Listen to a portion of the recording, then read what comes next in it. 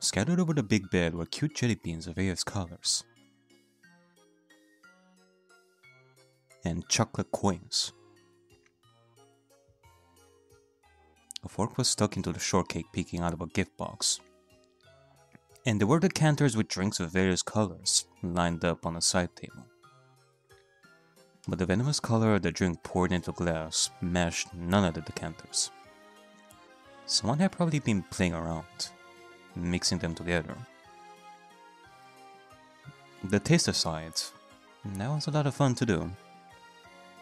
On top of the fluffy bed were several colorful big pillows stuffed with dreams.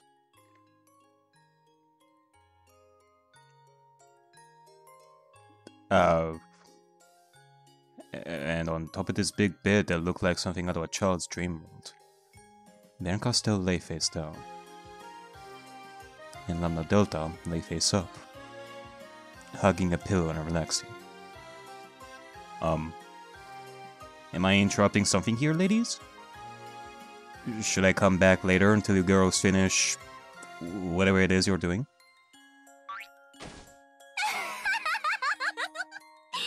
今回はなかなかハラハラしたわね。ベアトがゲームやめるとか言い出して、かなり焦ったわ。これだけのゲームを始めておいて、投げっぱなしで終えようとするなんて。 失礼な魔女よね。 Or I guess you do not mind me being here in the first place. Okay. エンジェ、いい駒だったじゃない。とんずらしたベアトを引きずり戻してゲームを再開させてくれたわ。バトラをやる気にさせすぎちゃったのはさすがに参ったけどね。バトラは情に弱いって分かってたから。確かにあいつ 敵であるベアトにも手加減しかねない雰囲気があったわね。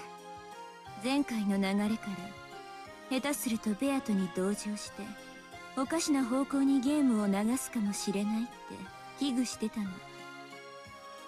エンジェはバトラがゴールを誤解した時に再誘導するための切り札よ。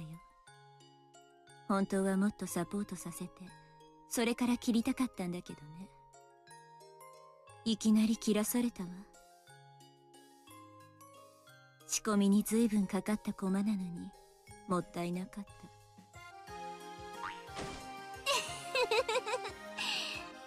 例の名乗っちゃダメルール枷にしておいてよかった。あれを設けなかったら兄弟タップ大活躍でベアとはあっという間に飲み込まれてゲームエンドだったわ。 一気に畳みかけるチャンスかと思ったんだけど、あんたのマークがきつくてうまく活かせなかったわ。ああ、もったいない駒だった。当然でしょ。あんなずるい駒とっととリタイアしてくれないと困るわ。まあ結果的にゲーム中断を阻止する活躍をしてくれたし、それは私にとっても助かることだった。 互いの利害が一致する活躍をしてくれたという意味においては本当に素晴らしい駒だったわよ。バトラと同じで単純な子だったから簡単に私の言いなりになってくれたわ。 Oh. I guess it is as I suspected. Both of you worked in your own ways to twist the game to your will.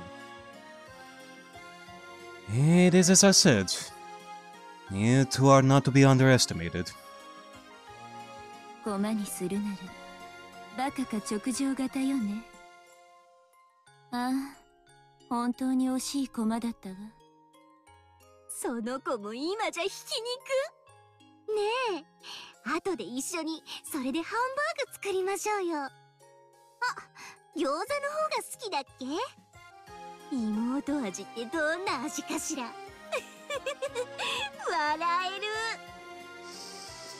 Maybe like shawarma. あんたそんな余裕でいいの？エンジェのおかげでバトラは奮起。ベアとを猛追し始め、今やだいぶ私が有利なゲーム展開だと思うけど。というかバトラ、今回でこれまでのほとんどの謎を解いちゃったんじゃない？はあ？とんでもない。バトラの青き真実なんてほとんど外れてるわよ。ベアとのぬるい赤なんて隙間だらけだもの。多少は知恵の回る子だったら適当にへりくつ並べりゃ簡単にすり抜けられるわ。Well, it is as I thought. It did feel a little too easy by the end of it all. Not only did it feel too easy with how Beatrice kept jumping from one twilight to another so easily at the blink of an eye, making us think that all the blue truths were the solution. But if it were this easy to spout blue truths the way Ballard did, the mystery would have been solved a long time ago. I mean, we barely scratched the surface of each mystery, in my eyes. ああ、本当にイライラしたわよ。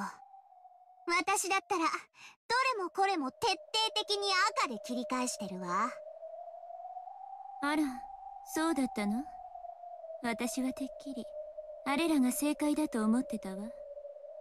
No, you weren't. Stop lying. 小型爆弾を飲み込ませて云々は、さすがにどうかと思ったけど。バトラの青き真実だって全部が有効になってはいないわ。ベアとは第一のゲームにおいて身元不明死体についてその身元を全て保証するとはっきり明言している。これによりバトラのエヴァ秀吉の密室殺人の犯人は偽装死体を演じた何者かという推理は破られてるのよ。次にボイラー室のカノンは事故死だったろうとしてるけど自分の胸に杭が突き刺さっちゃう事故って何よ。ばっかじゃない？私が赤き宝刀とやらで切ってやるわよ。カノンは事故死ではない。I see. Well, thank you. So, in the end, no fake bodies and no accident. その次の客までの源氏たち3人の殺人の時計回りに同時に射殺して死に合ったとかいう相打ち殺人も滑稽だわ。源氏、熊沢、南條は殺人者ではない。They were not killers. I see. 最後の夏日殺しのトラップ X もバカバカしいわ。夏日を射殺したのはトラップじゃなくちゃんと銃を構えて引き金を引いてしっかり射殺したのよ。And since her death was homicide, it clearly seems to be the hand of a culprit that is not Nazi. And it could be that our culprit killed Nazi with their own gun. ご愁傷様。あんた、ダメよ、そんなこと赤で言っちゃ。あの子、夏日の銃弾を魔法で跳ね返して殺したってことにしてるんだから。あらあら、いけない。そうだったわね。第2のゲームの青き真実だって甘すぎよ。礼拝堂での6人の殺害時、犯人は礼拝堂内にいたわ。あいつ何でもかんでもトラップ X で説明しようとするわよね。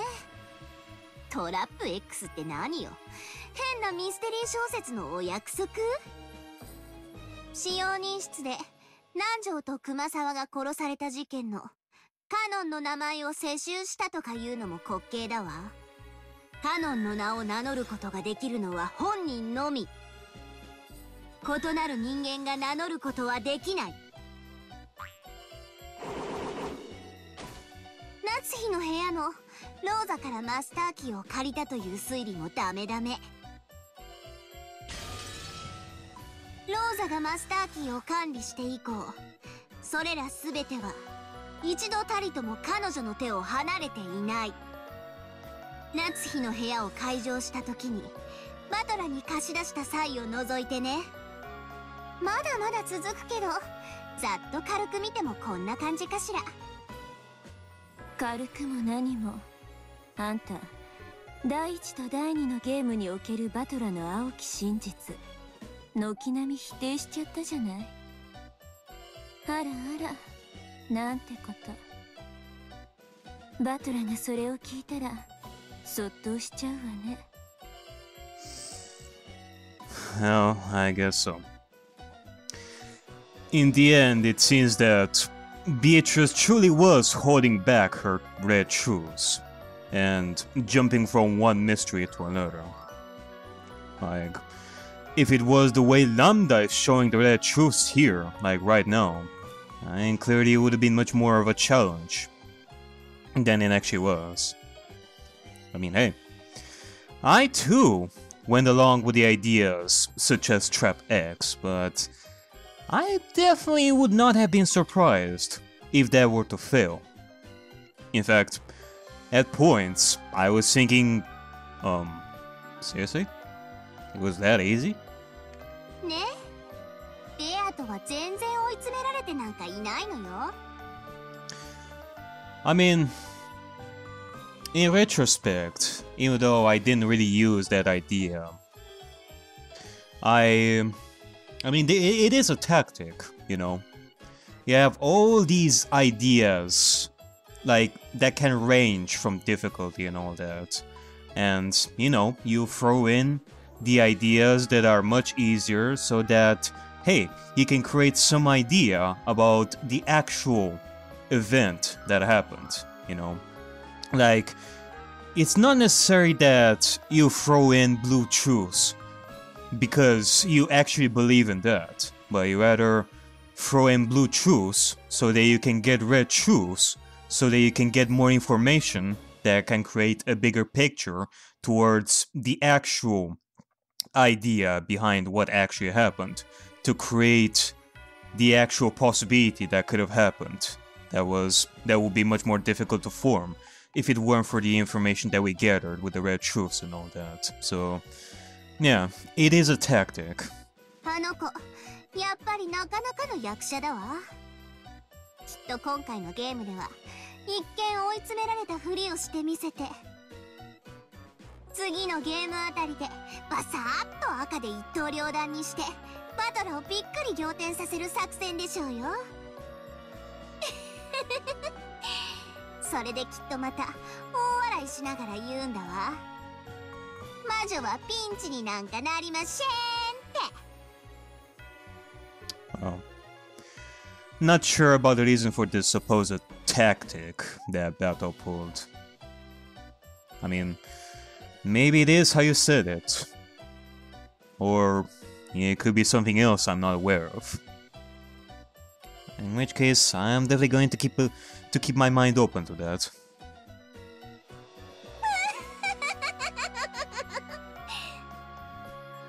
じゃあ、あのベアとの追い詰められたみたいな悲壮感は全部演技なの？そうに決まってるじゃない。あいつ本当に大女優よね。全然追い詰められてなんかいないのに、最終回顔負けのクライマックス感だったわ。今年の助演女優賞はあいつに決定ね。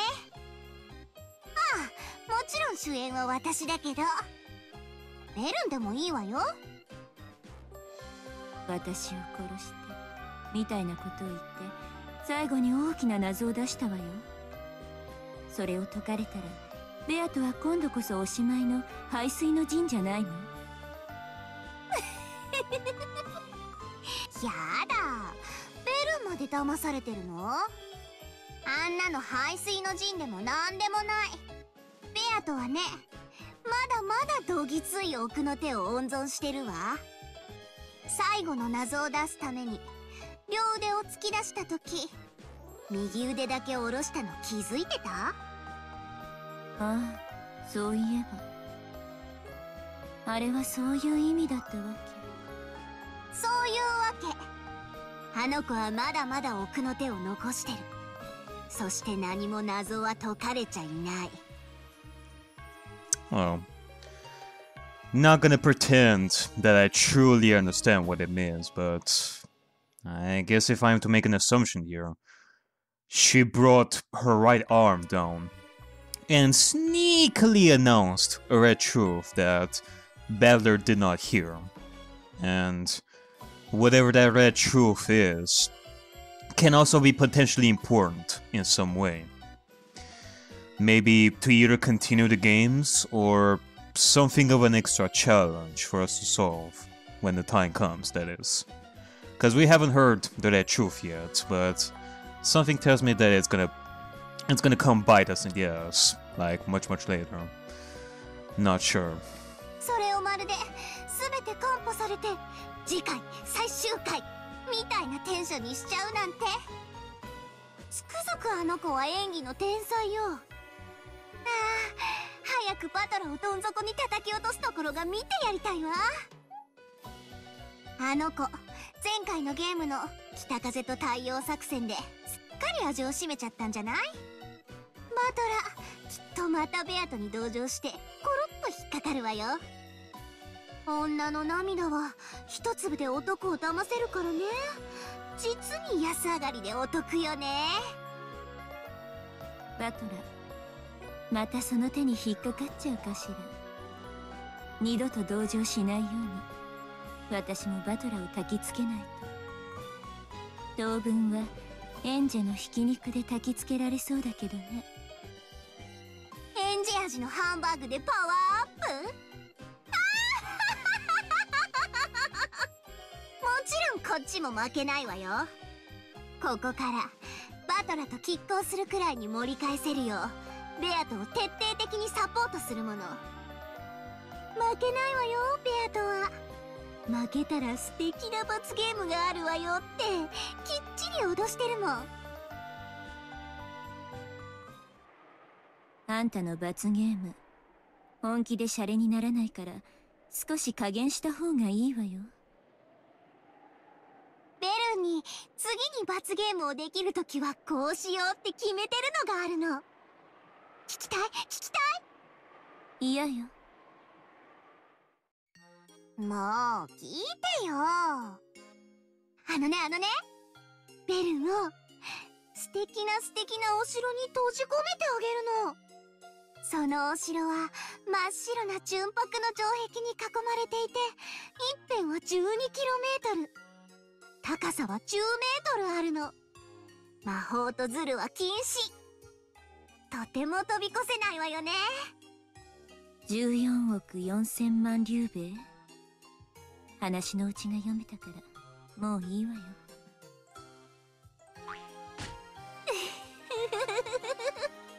そこをね毎日一粒ずつの宝石で埋めていくの。それで城壁いっぱいにたまるまでベルを閉じ込めてその宝石で埋め殺すの。素敵なロマンチックな罰ゲームでしょ。一辺を5倍にしていいから高さを10分の1にしてくれたら今から閉じ込めてもいいわよ。ほんと？36億竜兵になるわよ。罰ゲームが倍以上の期間になるわよ。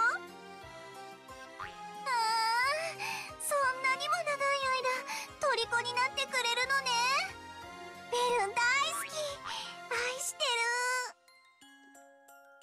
Landadetta playfully clung to Ben Castell, who yawned, looking bored, as she stroked Landadetta under the chin as though playing with a cat. You two sure are interesting. What can I say? Well, I guess so. For now, this is gonna be the end. I now have my own homework. And, well, until the next game begins, I'm gonna start working on it for sure.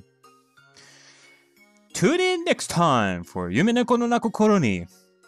Will Batora be able to solve every mystery of the Golden Witch? What will Beatrice do? Will we finally have a pajama party between witches and demons? And most importantly, will the seagulls finally cry? Because if not, I'm gonna start choking them to death until they start crying already. and then cook them afterwards. Actually, now that you mention it, I do have to wonder what seagulls taste like. ベルンはバトラの勝利にかけてて、私は二人が永遠に引き分けになるのにかけてる。それで誰かベアとの勝利にはかけてないの？かけないわよ。勝率ゼロだもん。奇跡の魔女に奇跡ゼロって言われるのも本当にお気の毒。私もかけないけどね。絶対の魔女に絶対ダメって言われるのもお気の毒ね。And usually for them, they giggle together. It has been stated many times before that her defeat was certain. Beatrice has been going on and on and on and on about her wanting to die, to get killed, to be defeated and all. Now, initially I would say, no, that's wrong. But thinking on it more, maybe this is something that cannot be fought against. I mean, if Lambda says that it is certain, then, well, it is certain. And I may be of the firm belief that her defeat will eventually happen. And that the story is not gonna have a happy ending for everyone. That either it is gonna be a tragic ending or a bittersweet ending for Beatrice. And well, I am starting to think that because of what is written on the epitaph as well. このゲームどういう決着に終わるかしら。さすがにそれだけは読めないわ。だから楽しいわけだし。もう逃げも中断も許さない。絶対にゲームを続けさせる。逃がさない。これからどんな風に展開していくのか想像もつかないけれど、絶対にありえない決着の仕方だけはわかるわ。ベアトが勝って終わることだけはないわね。だって私もベルンもどっちもベアトの勝利にかけてないんだもん。つまりベアトが勝ちそうになったら私たち二大魔女を敵に回すことになる。そういうことね。私たちの力が最も均衡するのは引き分けとバトラ有利の中間で均衡している場合のみ。ベアと有利に傾きすぎれば私たちは共に同じベクトルに団結してベアとを引きずり戻す。つまりベアと優勢になった瞬間、私たち二人をまとめて敵に回すってことよ。ベルンと共闘楽しい。ありがとう。でもコンペイトーのお風呂には一緒に入らないわよ。コンペイトーのシャワーを浴びながらとろけたマシュマロを塗りたくってあげるのに。Okay, I don't even know what Competo is, nor do I want to know in this context. I don't think I'm gonna be there to see, so you do you, girls. Meanwhile, I think I'm just gonna go ahead and eat some fruits, like a banana or an apple. 気の毒に。あの子は私と遊ぶためにラムダが捕まえてきた生きたおもちゃ、お人形だわ。私、お人形遊びは上手なの。ほんと上手に遊べるのよ。飽きずに一つのおもちゃで何百年も遊べるのが自慢なの。ある時は味方し、ある時は敵対し、永遠にもてあそび続ける。かわいそうにね。あの子はもう私たちのお人形。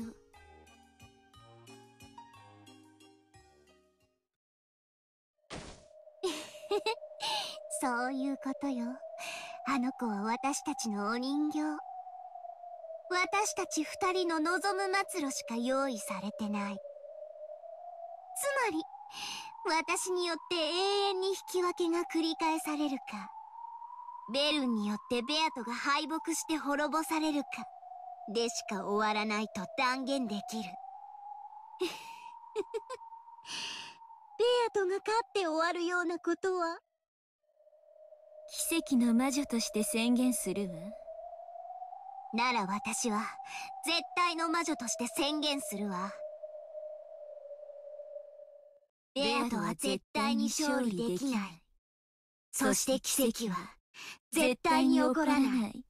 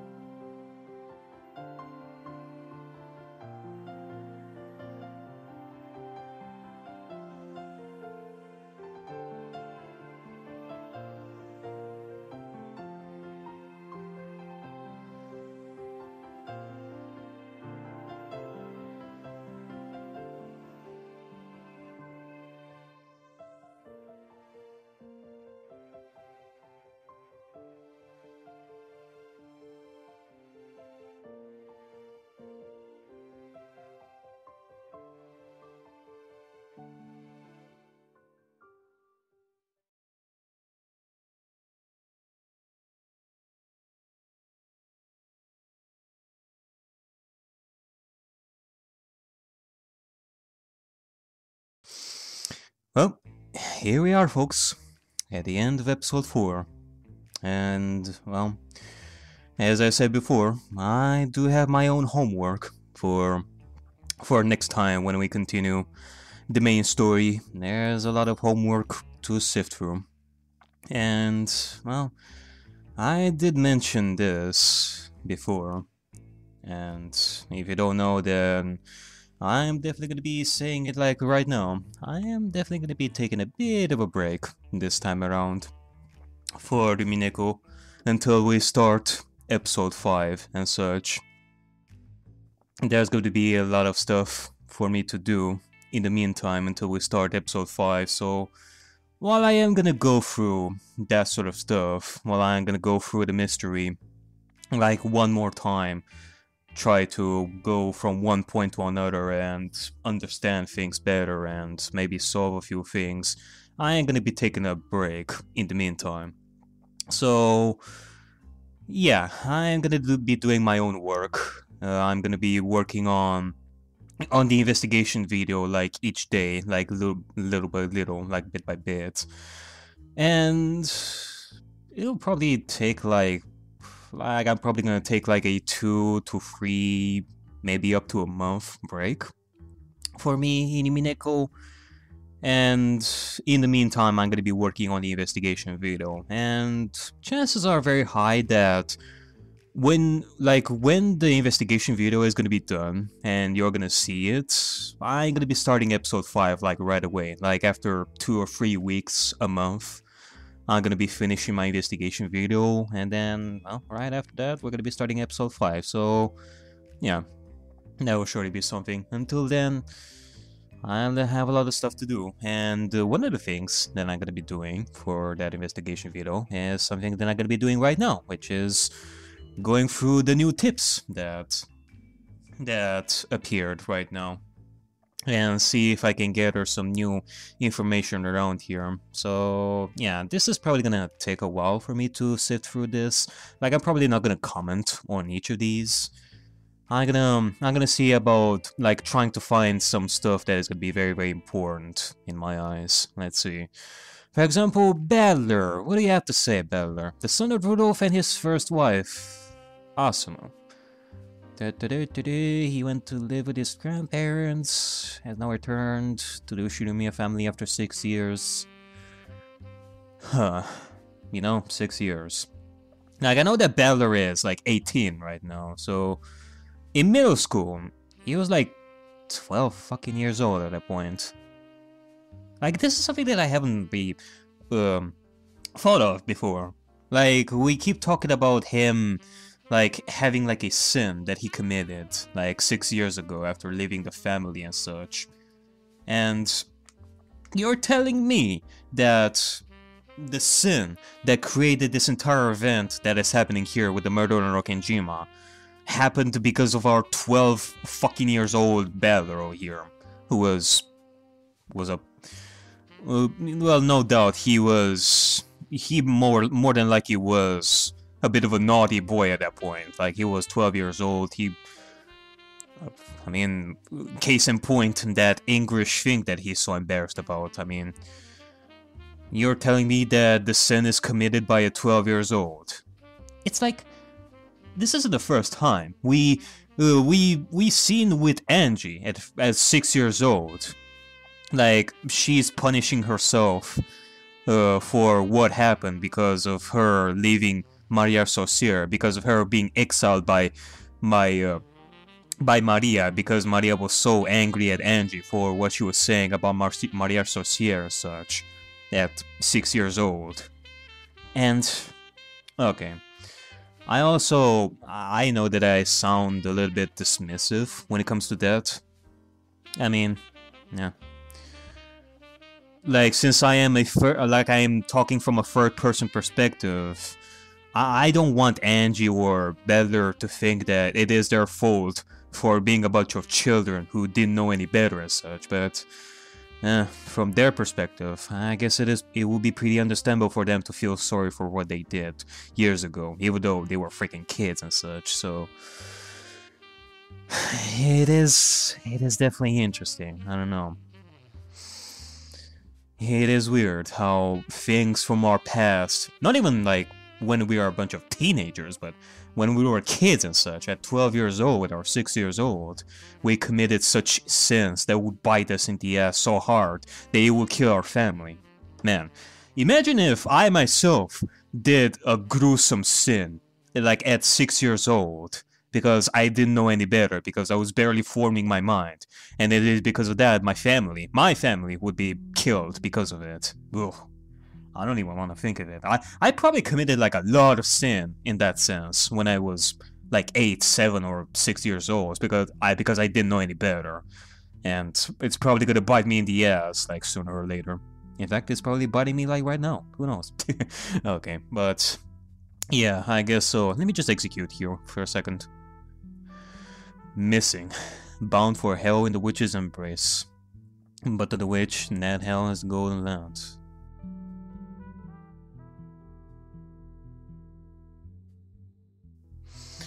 An affable young man liked by everyone in the family. He is currently studying as an assistant.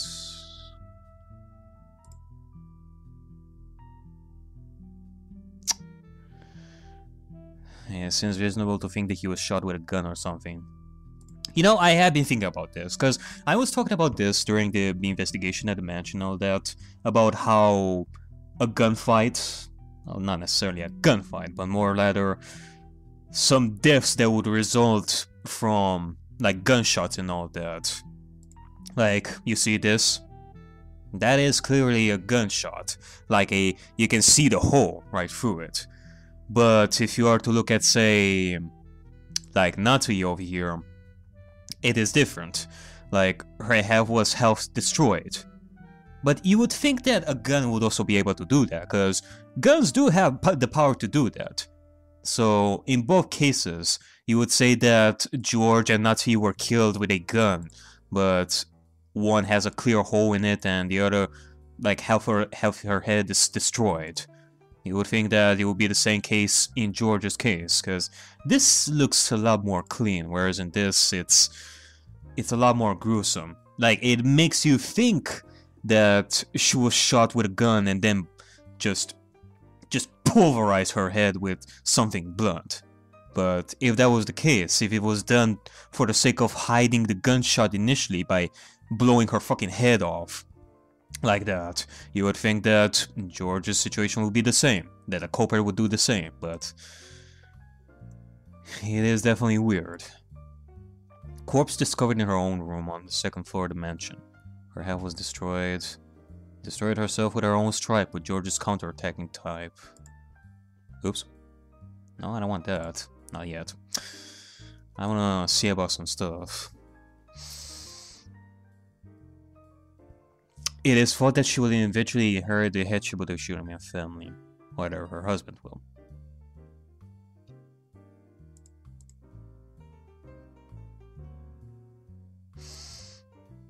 A real estate investor. He has put a vast amount of money into the development of a resort. However, his results have been harshly criticized.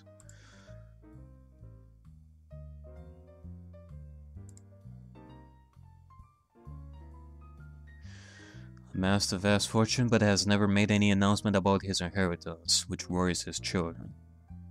Strongly influenced by the West and a rabid fan of the occult, his study is packed with mysterious grimoires.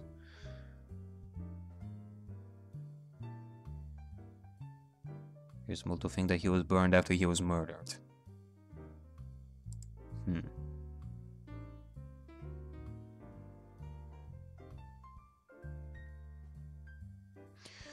She sometimes becomes obsessed with the art of creating certain patterns, so that her means end up becoming her goals. I feel like I'm missing something over here. Like that last sentence, like I've read it before, but... with the art of creating certain patterns, so that her means end up becoming her goals.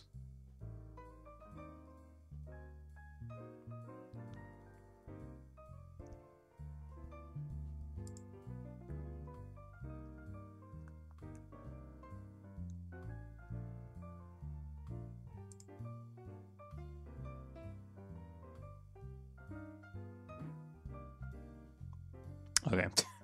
I thought that this said mariage, but no, it's marriage.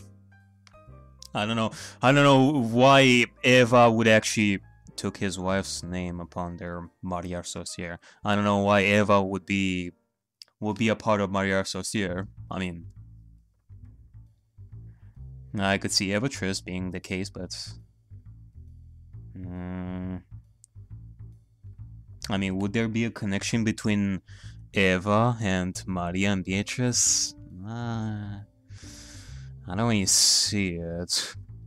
Like, I can totally see her as an accomplice to Maria and Beatrice and all that, but nah, other than that, I not see it yet.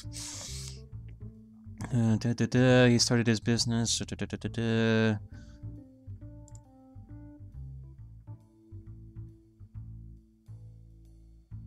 The witnesses don't believe that he was killed with a gun. Lost his former wife Asumu 6 years ago and married his current wife Kirie straight after that. Why is Asumu's name written in kanji over here?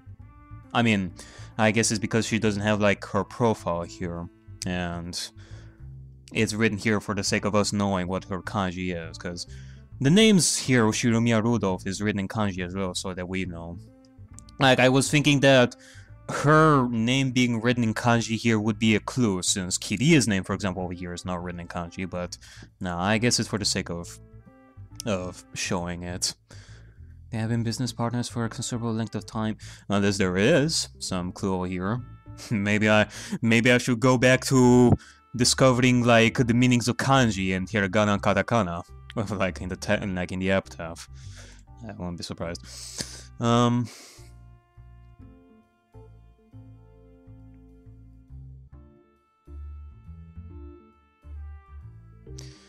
One of the very people that Kinzo trusts, now that he is held captive by an unrealistic suspicion of others. Big-hearted by nature, he has maintained a long friendship with Kinzo, unperturbed by his tendency to fly into rage at the slightest provocation. Oh boy, you know, since we have learned about Kinzo's status as dead at the beginning of each game, this is gonna open up a whole new can of worms when it comes to coming back to the first games, because there is no room for doubt that some people have talked about Kinzo as if he was still alive. We've touched upon that with Natsuhi and Kraus in the 4th game, but the others, like Nanjo, Genshi, Rosa,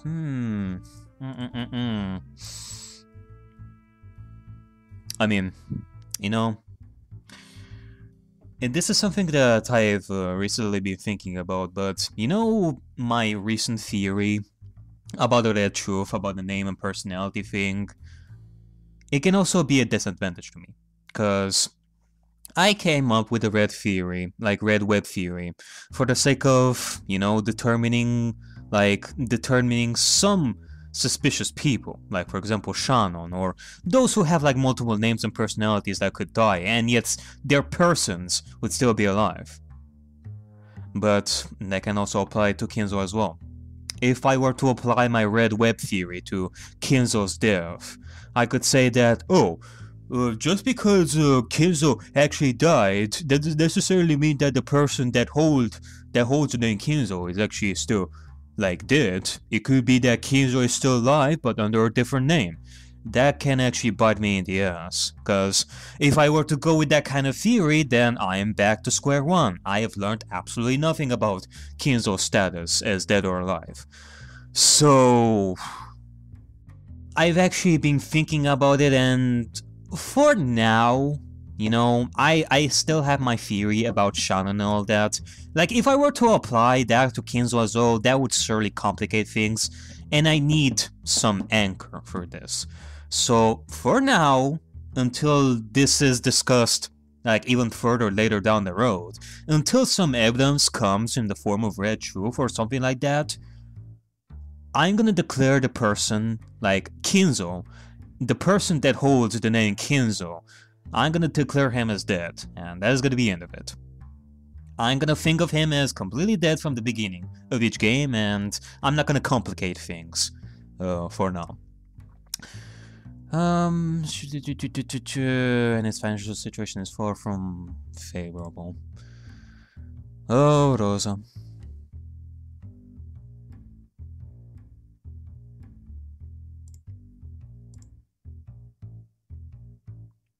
The most peaceful method of inviting a person to the Golden Land. No interest in studying or making friends. Brands. But it is very interesting in blah blah blah blah blah. Thanks to her excellent powers of memorization, she knows all kinds of obscure trivia. What is your deal with Kenzo and Shannon? Also, not so you think of him as a Kenzo spy. Corpse discovered in the dying home. He said it was half destroyed.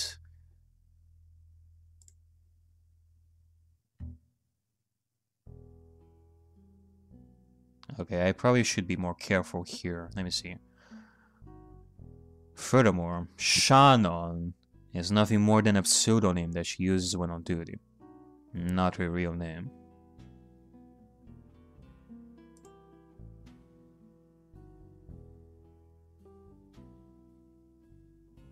It was not the steak that killed her.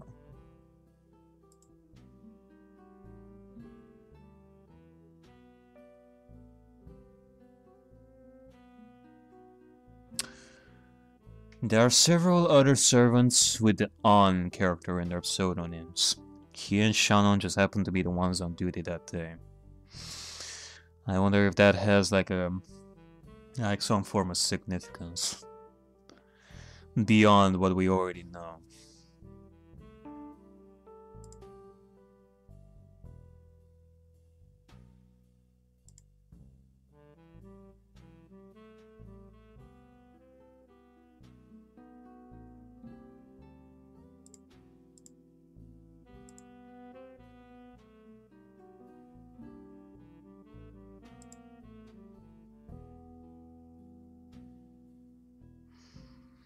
There is something that I want to check here. Hold on a second. Wasn't it that,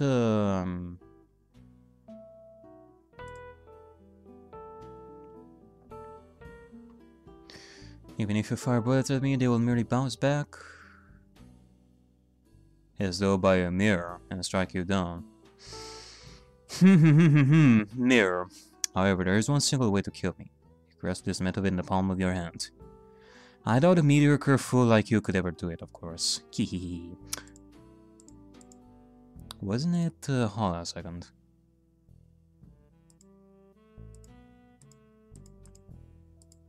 Hold on. I think that I'm actually gonna have to go back here a little bit and see about some stuff. Like if I were to say go back to episode 2 and such.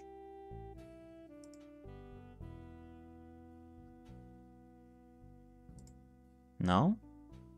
Like, I'm trying to look at Beatrice's other costume a little bit. Like, I can definitely... I do not see it. Oh, there you go.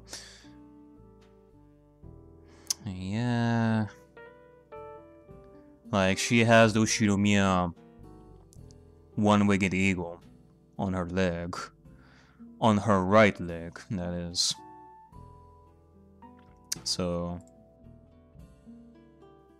I mean... It doesn't necessarily mean that that tattoo is actually something permanent. It could be something that she can just take over and put it on her other leg and such. Yeah, I won't be surprised about that. So let's go back to this right over here and see about some stuff. The witch's side. Wait, hold on. What is this? Oh my. Chister 556. Huh. So I guess this is the Chister sister that they were talking about. The one that actually died because of Rosa. A weapon of the sister's cavalry, which serves Pendragon. Although 556 was a quiet girl who was always being teased, she was loved by everybody. However, luck was not on her side, and she suffered a brutal death in the battle with the Black Witch. She was a state-of-the-art weapon, and added color to the Sisters' cavalry, which had been the strong flavor of an honor guard. 556 was in charge of a squad fire support. She's not to kill, but to protect her allies. Can I resurrect her? Oh, there we go. She looks cute. A quiet girl who is always being teased by everyone. The trumpet is her specialty. Everyone skips to her lovely tone.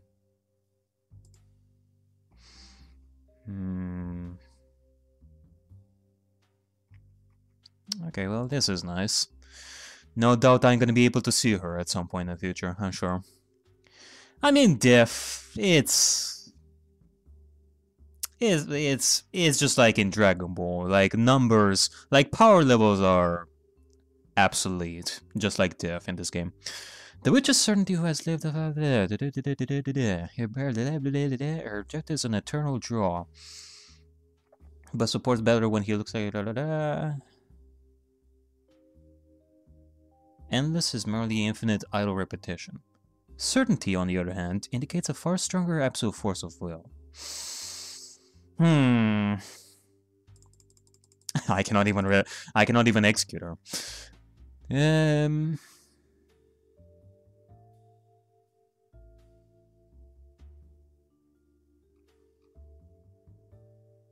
In territory, they are equals, but fundamentally, her magic power far exceeds Beatrice's. What is it that witches who voyage constantly in an escape from boredom seek from their journeys?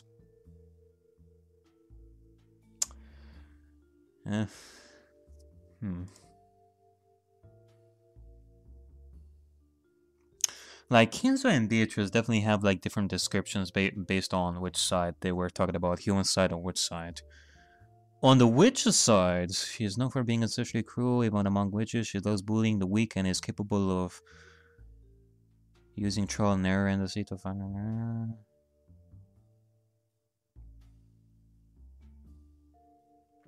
It's pretty much the same description over here. Possesses the fatherly magical power to grant endless evolution to the sea. Evolution to the sea. However, that power is meaningless. The Sea of Zero is nothing but zeros, no matter how they are multiplied. You know, it's kind of like the talk that Shannon had about the Golden Land back in Game 4 when they were in prison, like Shannon and Kanon. She was talking about numbers like zeros and such, in similar fashion to this. But once one was miraculously born into the sea, her world became infinite. I mean, I have no doubt that this whole 0 and 1 and the magical math and such, this is stuff that stems from Kinzo, because he was obsessed with numbers and risks and gambling and such, and numbers, so yeah, I guess so. Once she was joined with a Witch of Origins in Maya Sorcier, their system of magic obtained endless expansion and infinite power.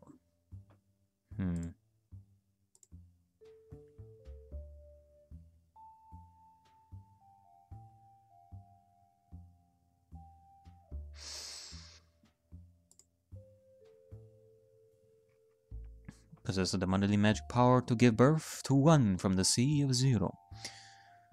At a glance, her magical power is weak. However, Zero will never become anything but Zero, no matter how it is multiplied. But the one she gave birth to will eventually surpass the heavens.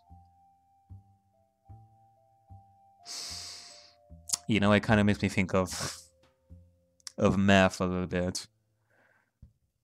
When you put, for example, like 3 to the power of 0, that will be 1. You have, for example, 7 to the power of 0, that will be 1. I wonder if that has some form of significance in this whole thing. Like, when you make something 0, it will become 1. Like, you can use 0 to create 1. So in that sense, you can use nothing to create something. But you still need to use something that already exists, though. I mean, that's why I say 3 or 7 or any number that you use a 0 on, it will be a 1. So when you use nothing on something, that becomes something. Okay, maybe I'm complicating this. Protected heavily by Beatrice, who understands her true value. She's in an alliance with Beatrice. Sakutaro. His existence is Lady Maria's pure white heart. He is an irreplaceable being to her, and could even be said to be another Lady Maria. Oh, Sakutaro. I mean, there's quite a few things that I would like to talk about, but I don't think I want to talk about it like right now.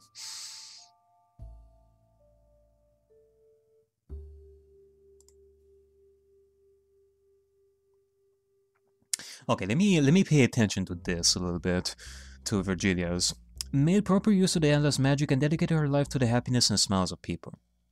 Taught Beatrice the endless magic, and retired believing that Beatrice would devote herself to people in the same way.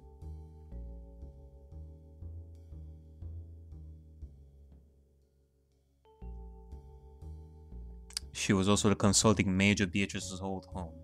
Like, I don't know if I actually brought this idea before. I feel like I did. It seems like a pretty easy idea to bring, but I mean, it wouldn't be much of a surprise if Kumasawa actually knows about Kuwadorian as well. I mean, that's something. She was the servant of the old Kuwadorian mansion back when Kuwadorian Beatrice was there. Same thing can be said with Shannon. For this reason, Virgilia interacted with her in the manner of a servant. It is said that this was responsible for causing Beatrice's egotism and excesses.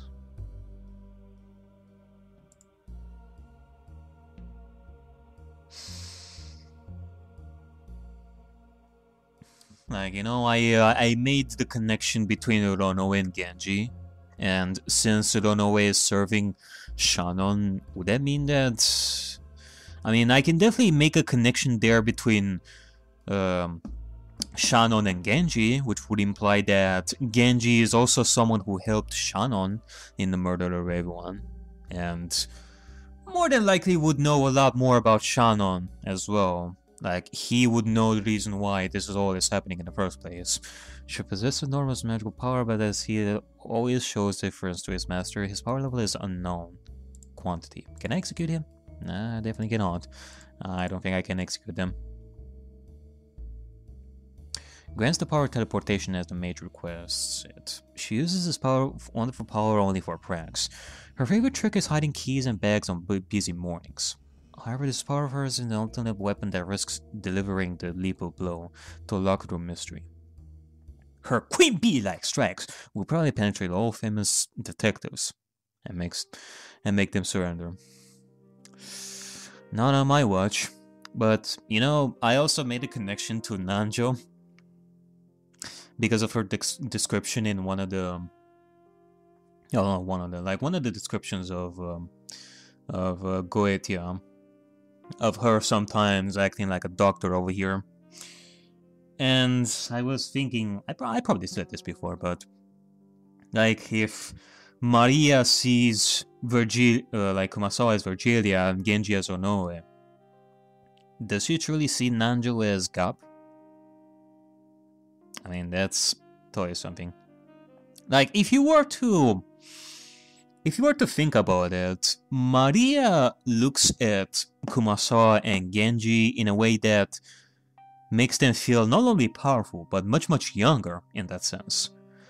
Kumasawa, like Virgilia, would definitely look like a much younger Kumasawa. Uronoe would definitely look like a much younger version of Genji. But what about Gap over here?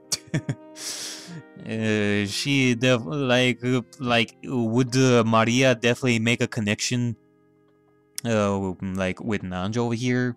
You would think that in Maria's eyes, or I don't know, in terms of making a connection to Nanjo, we would see like a demon that is not only male but a much younger version, or maybe like a old wizard of sorts, like, you know, with a beard and classical staff and such. I mean, that would be pretty cool to be for Nanjo, but Gap, like, I don't know, maybe like the connection maybe between Gap and Nanjo is a little bit stretched. Because of just some rent. I mean, not to mention that we're talking about Goethe here. This is something external to the game. This is... I don't know if Ryukishi actually thought about that connection. I don't think that there is. But you know, maybe there is no connection between Nanjo and Gap, who knows?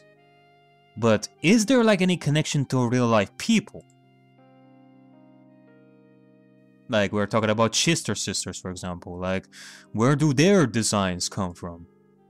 The stakes. Like, I was thinking that maybe these girls, like, appearance, like, influence would stem from, well, the Fukuin orphanage, maybe. I mean, if I'm to think about it, it won't be really far-fetched. Shannon and Kanon actually come from Fukuin Orphanage, and I won't be surprised if the same thing can go for human versions of the Chister Sisters and the Stakes and such, that they are from Fukuin Orphanage as well. And maybe they even help Shannon in the murder of Orokenjima. Like, externally. I don't know if they actually are on the island, because in that case there would definitely be a lot more than 18 people, that's for sure. Or 17 people, that is. So, yeah, that will totally be something.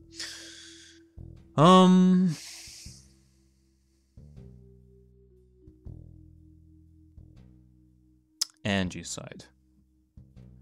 The Witch of Miracles had lived for 1,000 years.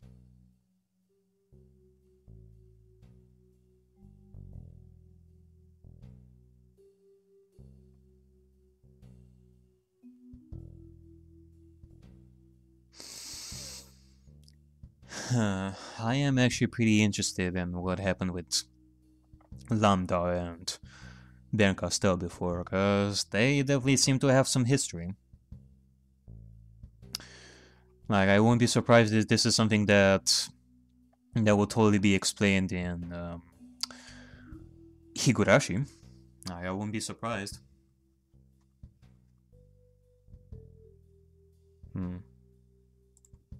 Okay, well, I think that this is gonna be pretty much it. Like, maybe there's some other stuff that I've actually missed in these sides, like Witch side and Angie's sides. But I think I pretty much looked at the things that I myself considered more importantly, like on the face value and such.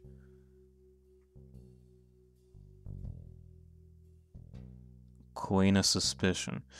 She continued on a path of reckless expansion like Kenzo had done in the past.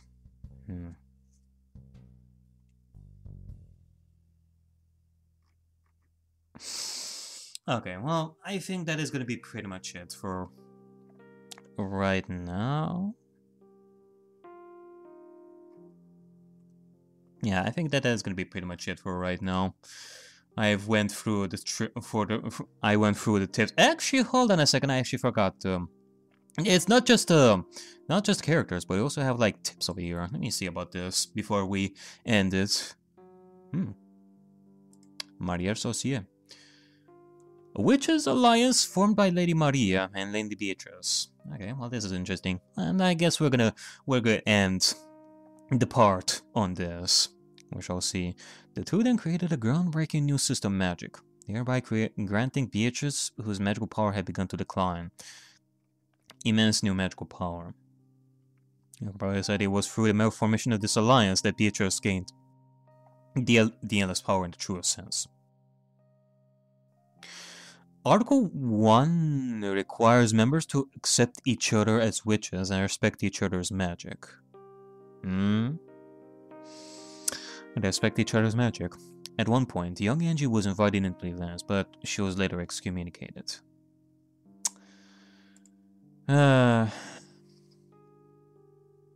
Again, if only Maria was more understandable about that sort of stuff. If Angie continued to be in the Maria Associare, maybe things would have been different. A foundation upon which to create magic. In particular, refers to a system by whose shared usage of magic power can be gained without conscious effort. You could say they're writing down their own system of magic and leaving it to future generations, is one of which is less work.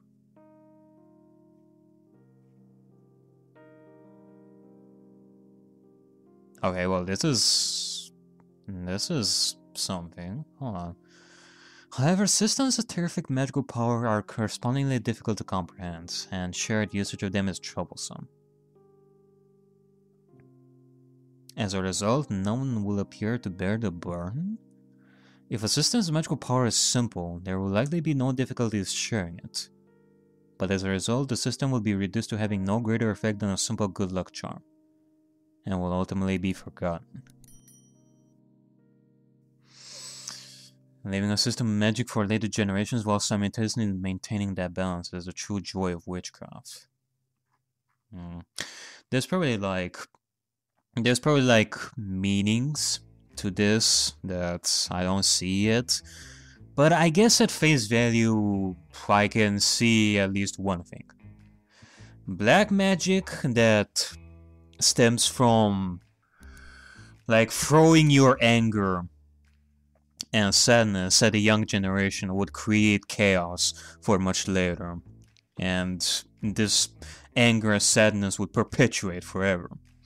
And well, as long as you have like white magic of understanding and love and happiness, that curse would break. There will no longer be like any black magic in that sense. And we discussed about how Maria would have been able to break that. In short, a grimoire is that into which a system of magic is written down and transmitted to later generations. I mean, maybe, like I did mention this before, that maybe Maria's journal would act as some form of story / grimoire for Angie or anybody else to read, so that they wouldn't go through the same thing that Maria went through. The most famous grimoire in the world today has a 2,000-year history. It's still in circulation and is said to continuing to acquire new alliance members even now. The Bible? Actually, haven't I read this before? It is forbidden to speak the true name of that grimoire, and it's called simply the book. Wait, why is it forbidden to speak of the true name? Huh. As a witch, Beatrice holds the two titles of Endless and Golden, because these are originally titles from separate systems of magic. It can be said that she possesses two systems. Okay, I feel like I'm reading an actual book on learning magic over here. I feel like I'm at Hogwarts right now.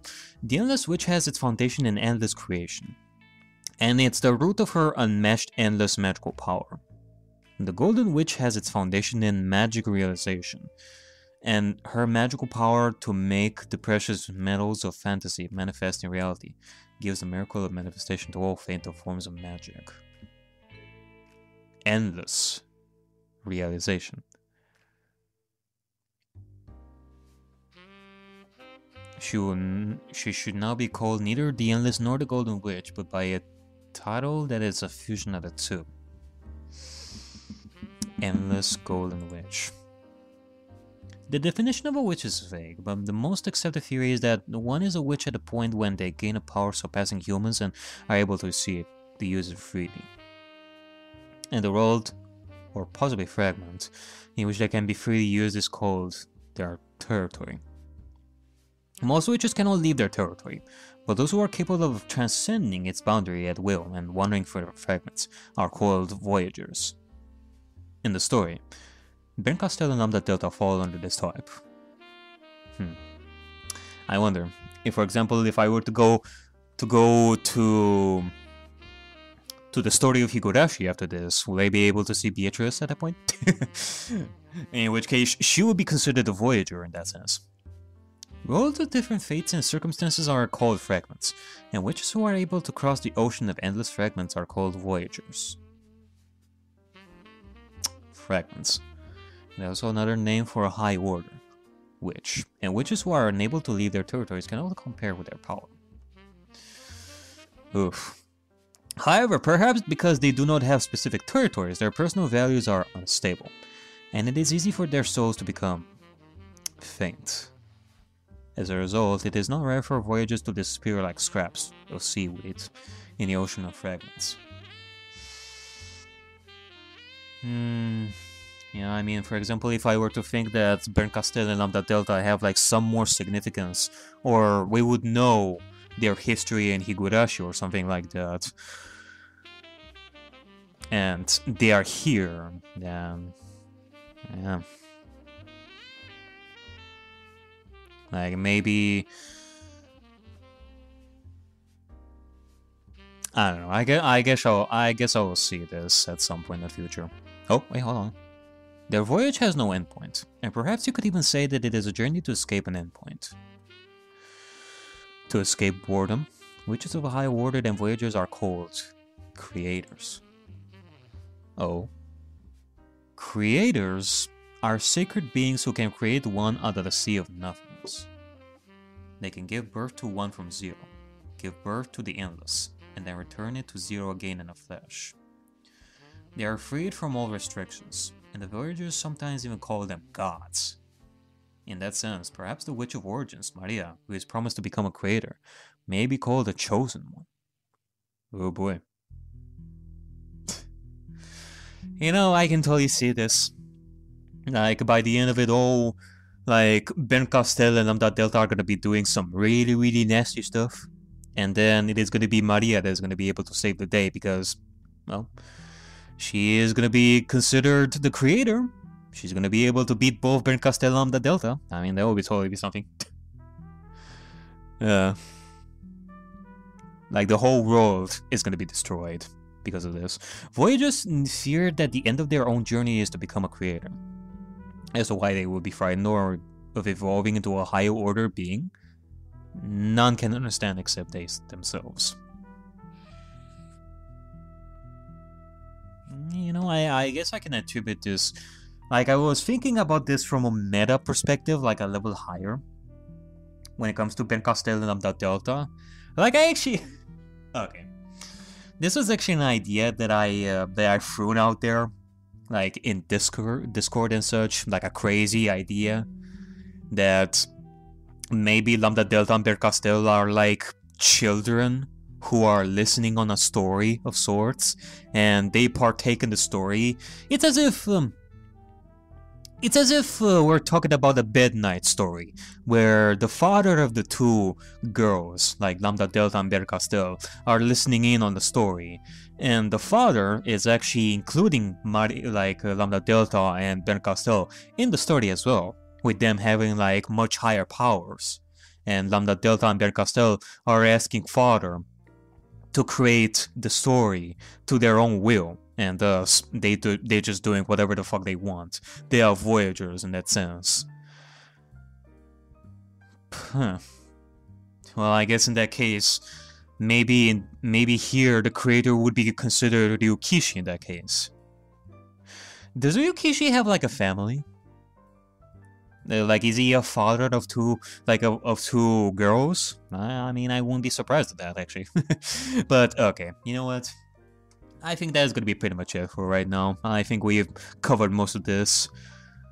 I am pretty sure because of me reading this, this is probably gonna take like this video is gonna take like another hour or so.